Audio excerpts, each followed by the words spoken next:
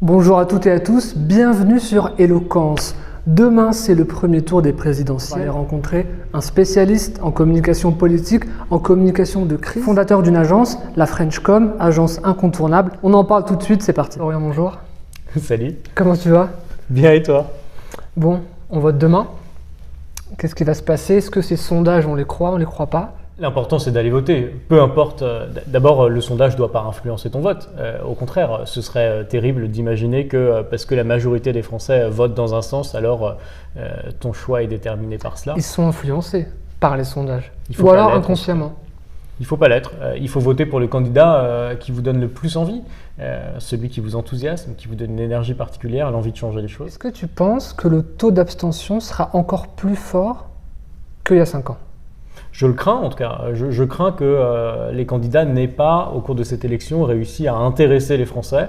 Je crois qu'à force de formules qui sont issues des conseillers en communication politique, qui sont déconnectés des réalités des Français, eh bien, on n'est pas réussi à accrocher les Français, c'est-à-dire qu'on n'est pas réussi d'abord à montrer que le politique peut changer les choses, alors que je crois fondamentalement qu'il peut changer les choses, et je crois ensuite que le politique n'a pas réussi à montrer que le quotidien des Français l'intéressait vraiment. Et donc le Français n'a pas envie aujourd'hui de lui renvoyer la balle, de lui renvoyer l'ascenseur en votant pour lui. Et ce qui est terrible, parce que c'est une insulte à la démocratie, il faut se mobiliser, il faut aller voter, peu importe pour qui vous votez, votez. Tu parles d'un truc intéressant, tu dis ils n'ont pas réussi à s'intéresser au quotidien des Français. Or, on entend souvent des politiciens parler du ticket de métro, etc. Les gens ne sont pas débiles, ils se rendent bien compte que c'est de la démagogie pure et dure. Vous savez, c'est devenu un running gag.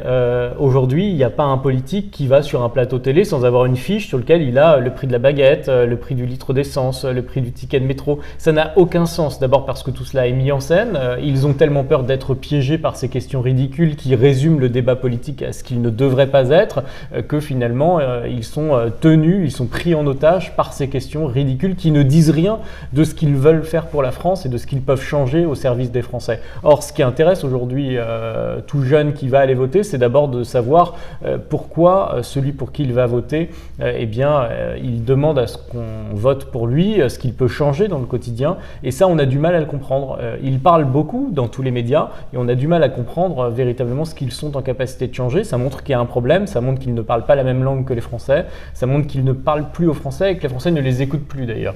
Et c'est terrible pour la démocratie. Dans cette campagne plutôt médiocre, on va pas se mentir, est-ce que tu trouves qu'il y a un sujet qui a été oublié ou trop peu abordé? Est-ce qu'il y a un grand oublié de cette campagne? Oui, l'écologie évidemment, mais je dirais que tous les sujets ont été traités n'importe comment. Les candidats ont non seulement fait à peu près la pire campagne de l'histoire de la Ve République, je pense que depuis 1958, on n'avait pas vu une campagne aussi ridicule. Les candidats n'ont pas assez travaillé. Cette campagne, elle a aussi été extrêmement violente. Les candidats ont passé leur temps à s'envoyer des scuds, à s'agresser, à utiliser des formules choc les uns contre les autres. Exactement, mais ça intéresse personne. Chacun, s'il a envie d'écouter les punchlines, on met un morceau de rap et c'est beaucoup plus talentueux que ce qu'on a là de manière extrêmement médiocre. Et donc, ce qu'il faut aujourd'hui, mais c'est trop tard, c'est que les candidats arrivent à démontrer que les sujets principaux des Français, le pouvoir d'achat, la santé, l'écologie, sont des sujets qui leur tiennent eux aussi à cœur. Le meeting de Pécresse, j'imagine que tu l'as vu. Oui. Pourquoi quelqu'un l'a conseillé comme ça? Vous voyez qu'elle jouait un rôle. Tu vois ce que je veux dire? C'est vrai. Cette question, elle est essentielle. Si autant de Français s'éloignent durablement de la politique et des urnes, c'est d'abord parce qu'ils ont le sentiment que tout ça c'est fake, que c'est de la mise en scène, que c'est de la com même, avec cette appréhension de la manipulation derrière la com. Et donc, la recherche d'authenticité, de vérité dans ce qui est dit, dans ce qui est porté par les candidats, et la cohérence entre ce que dit le candidat et ce qu'il est, c'est essentiel. Et on en a manqué dans cette campagne, puisque chaque candidat a cru qu'en créant un personnage qu'il présentait aux Français, il aurait une longueur d'avance dans la compétition électorale. On voit que c'est faux parce que c'est aujourd'hui ce que les Français sanctionnent en disant que la campagne ne les a pas intéressés. Zemmour et beaucoup d'autres, je trouve, en tout cas c'est mon avis, ont beaucoup parlé de Macron. Or, ils ont un temps de parole qui est compté. Pourquoi autant parler du concurrent ? Oui, tu as bien repéré l'erreur qu'ils ont tous commis. À se concentrer sur leurs concurrents, ils ont dilapidé leur temps de parole.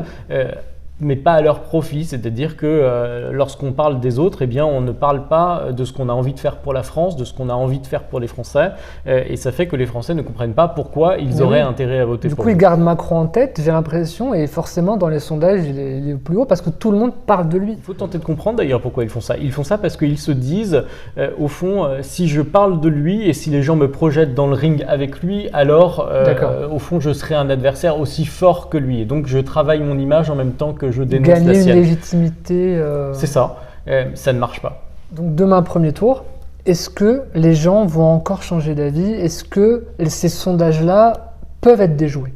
De toute façon, le sondage, il ne faut pas se fier au score qu'il présente pour une raison simple, c'est que le sondage, c'est une photographie du passé. Donc, lorsque des chiffres vous sont présentés par des sondages, ils ne sont déjà plus valables. Ils ne disent déjà plus rien d'aujourd'hui. C'est une photographie. Exactement, instantanée du passé. Donc, c'est ce qui est mort électoralement. Donc, les Français se déterminent de plus en plus tard. Par exemple, les Français sont de plus en plus nombreux à se déterminer dans l'isoloir, c'est-à-dire à la dernière seconde. Absolument. Juste avant de mettre leur bulletin de vote dans l'enveloppe, eh bien, c'est là qu'ils se décident. Et donc, il est de plus en plus difficile pour les sondeurs de pouvoir prévoir ou d'identifier ou de remarquer une tendance particulière, puisque les électeurs assez systématiquement déjouent les pronostics qui sont établis par ces instituts de sondage. Une seconde sur Zemmour, il s'est passé quand même quelque chose d'assez incroyable. Il était quasiment donné au second tour.